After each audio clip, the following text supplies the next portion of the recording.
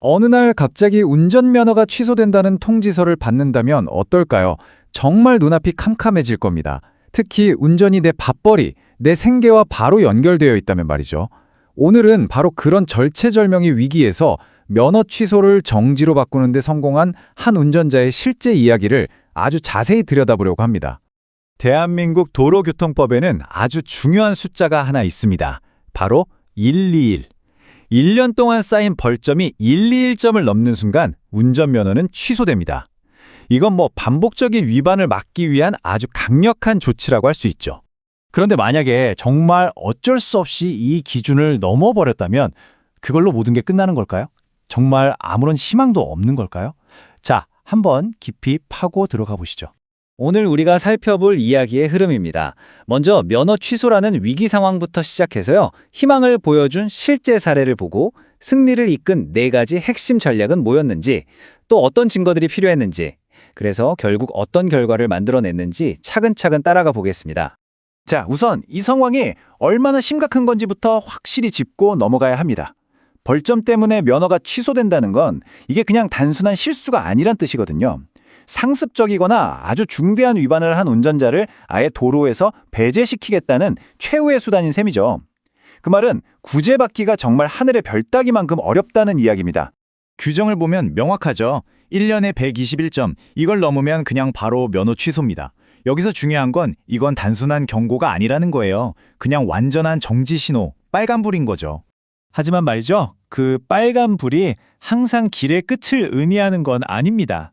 지금부터 그 사실을 생생하게 증명하는 한 화물차 운전기사님의 실제 이야기를 만나보시죠. 이 이야기의 주인공, 저희가 편의상 김 씨라고 부를게요. 이분은 화물차 운전자인데요. 딱 한 번의 교통사고 때문에 누적 벌점이 125점이 됐습니다. 취소 기준인 121점을 정말 아슬아슬하게 딱 4점 넘긴 거죠. 121점을 넘겼으니 법대로라면 면허 취소는 당연한 수순이었습니다. 근데 김 씨에게 이건 그냥 운전을 못하게 되는 수준의 문제가 아니었어요. 이건 생계수단 자체가 사라진다는, 그야말로 직업을 잃는다는 의미였습니다. 그런데 지금 보시는 이 서류, 이게 정말 흥미로운 지점입니다. 이건 처음 받은 처분 통지서가 아니라 최종 결과거든요. 그의 면허 취소는 뒤집혔습니다. 도대체 어떻게 이런 일이 가능했을까요? 김 씨는 그냥 감정에 호소하면서 한 번만 봐주세요 하지 않았습니다. 대신에 아주 치밀하게 4가지 핵심 주장을 바탕으로 전략적인 이의 신청을 준비했죠. 그의 승리 전략을 떠받친 그 기둥들이 대체 뭐였는지 하나씩 뜯어보겠습니다. 바로 이 4가지입니다. 첫째, 취소 기준을 아주 살짝 넘겼다는 점.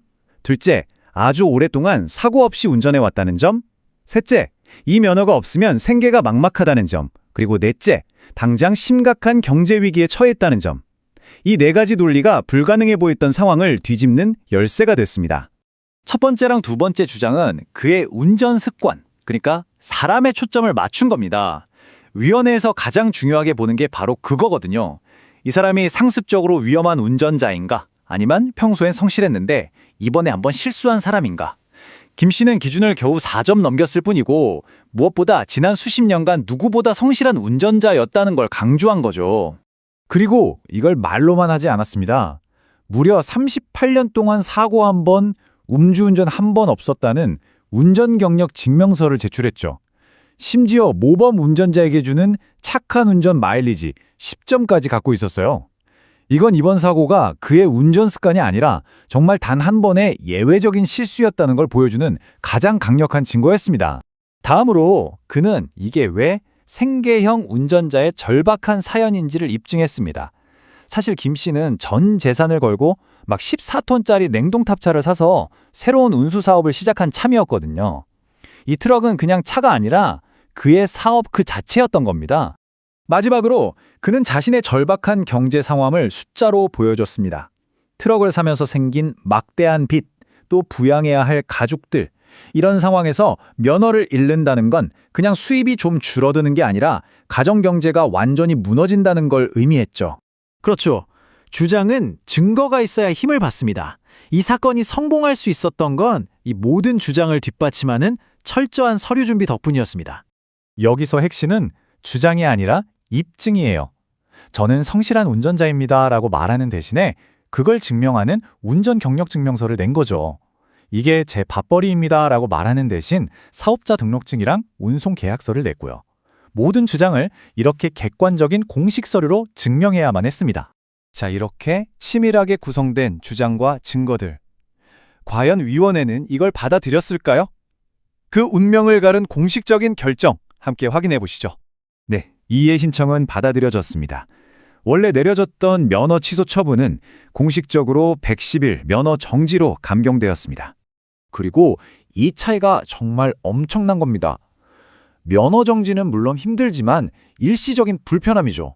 하지만 면허 취소는 경력의 끝, 생계의 끝을 의미할 수 있거든요.